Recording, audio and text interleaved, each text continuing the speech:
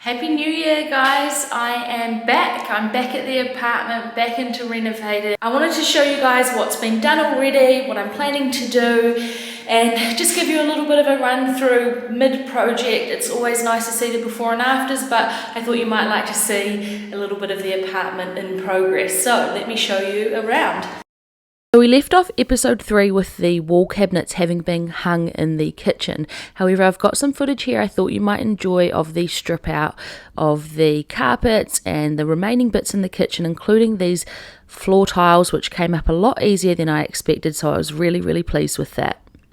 Next up, it's on to bathtub removal. We were trying to save cost and do this ourselves, and it was such hot and sweaty work, so I'm so pleased that Tom took on this job so I didn't have to, as well as taking off the tiles from the wall. You'll see from this footage how dusty it got during that process. It was hot, sweaty work, and again, I'm so grateful that Tom did it and not me. There's Eli. Hi, Eli.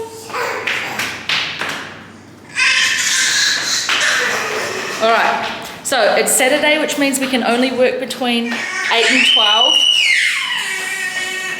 Hey, gentle. Hey? So we try to not make too much noise, even though we can work between... I have the kids asleep at the moment and I'm preparing to do this subway tile. I've cut my bottom row. I've cut some tiles in half, and then the rest of it should pretty much be full tiles. The first job I'm tackling is just this one side, which is completely rectangular. There's no power points, there's no taps, there's no miters, nothing. But I'm still so nervous. I've never tiled before. I mean, it's a pretty straightforward project, I guess, and I try to remind myself that when I was doing the other unit, I felt this way about bench tops, I felt this way about cabinetry. And now I'm super confident, but I don't know, there's just something about this. I'm not sure what it is, but I'm going to give it a go. So first up, let's talk about tile adhesive. When I went to Bunnings, I was fortunate enough to have somebody actually approach me, one of the workers there, and he could tell I was looking a little bit lost, and I asked him about tile adhesive. Turns out he was a tiler by trade as well, so he was super helpful.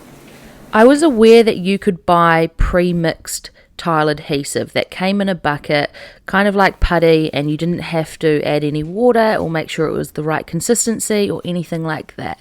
It was about twice the cost, but I thought to myself, you know what, this will be a great idea. I can nip in and out of doing this, close the bucket lid, if I have to deal with the kids, whatever.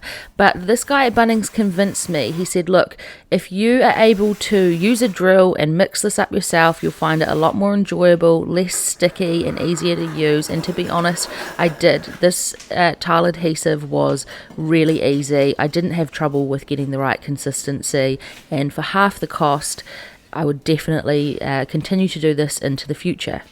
So for this project, I'm using white subway tiles that were given to me by a neighbour. They're 10 centimetres by 30 centimetres, and then I'm using 3mm spaces in between for where the grout's going to go. Hey Arch, how are you doing? What are you up to?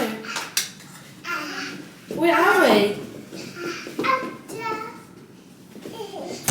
the apartment. Do you like it when we come here? What are you playing with? My toys. Did you find some toys that you haven't seen in a while because they've been staying at the apartment? Because I think I saw Gecko. Gecko!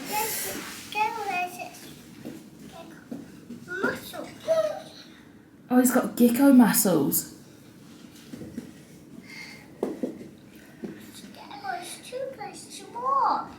Okay, intermission's over and we're back into it on a whole separate day. I didn't have the kids with me on this particular day, and I had the confidence of having done that first little bit to really set me off into finishing this one side of the U-shaped kitchen. I lost a lot of efficiency on this job in terms of doing it in small blocks of time with or without the kids. Every single time I had to mix up tile adhesive, the setup, the pack down, taking all the tools home to wash them because I didn't have running water at the apartment at this time. It made things really inefficient, but this is the price I pay for renovating with little kids, and I just do my best. Now it cracks me up watching this bit of footage here because I was so excited and gung-ho. I didn't have the kids and I thought to myself, oh my goodness, I'm just going to lay out so much tile so quickly. Let's put heaps of adhesive on the wall. And what the footage won't show you, because I think it skips to the wall being half done, is that halfway through I actually had to scrape it off and start again because it had got too dry and tacky in terms of the time between me first laying it on, laying some tile on, and then getting right to the top. So that was a lesson for me, not to put too much adhesive on all in one go. And then here's a little bit of footage to give you more of a real-time look at how slow this process actually is. I'm sure if you're an experienced tiler, you can do things a lot quicker, but along the edge here, I was really trying to make sure things were nice and level because you are going to see it with the naked eye on the exposed edge there. So last time we renovated the unit across the hall, I paid a tiler to come in. He also did white subway tile with black grout. He charged me $750 and it was about a day and a half of his time. Looking back on this now, in terms of the consumables that I've used, I think that was a steal.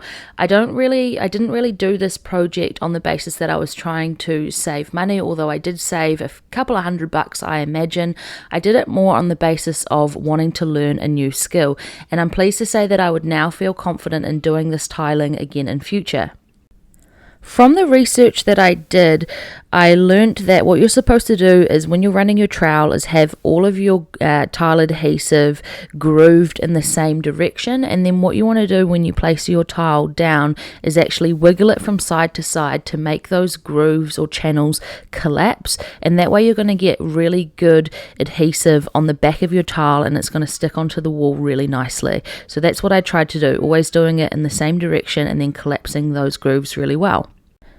So I believe the reason these are called subway tiles is because they were actually used a lot in subways to tile around curves and archways, and they're really forgiving of bends like that. So these were really helpful in this kitchen, which has really uneven, wonky walls. It was quite forgiving of my poor tiling skills as well.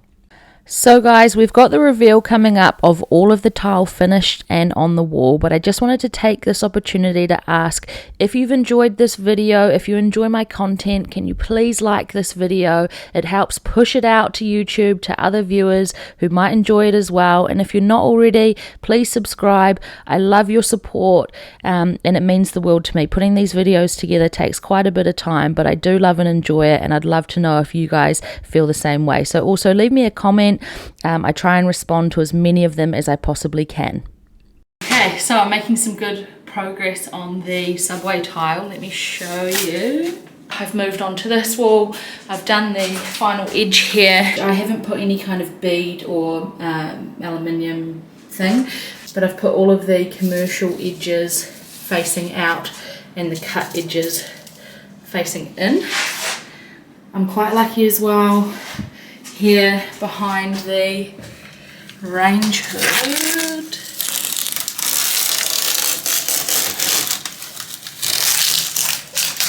there's a pretty decent gap, so I was able to just slide those tiles up behind it. I didn't have to cut them down in terms of height.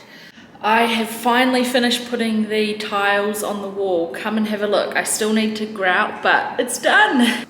This is my wall that I started with because it was the easiest. There was no mitering, no PowerPoints or anything.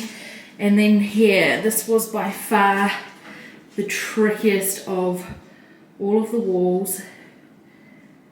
Okay, so don't mind this stuff on the windowsill. It's for the sink that's going to be installed.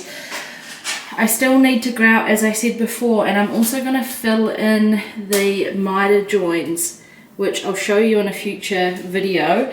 But for a first time job, I'm pretty pleased with how it's turned out.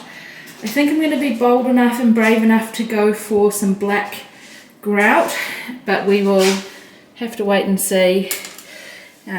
So yeah. So I'm not sure how cohesive this video is or isn't from the various days that I've filmed here and there. I really am going to try and make a lot more effort to put YouTube videos together for you guys. I hope you can get some value out of it. They do take a bit of time to edit and put together. So as always, if you do find it valuable, if you do enjoy the video, can you please do me the favor of hitting the thumbs up button, and if you haven't already, subscribed. And I look forward to showing you the next video where hopefully I've got some nice, beautifully grouted white and black subway tiles that don't have smears all over them. So thanks so much for watching, guys. Take care and have a great day.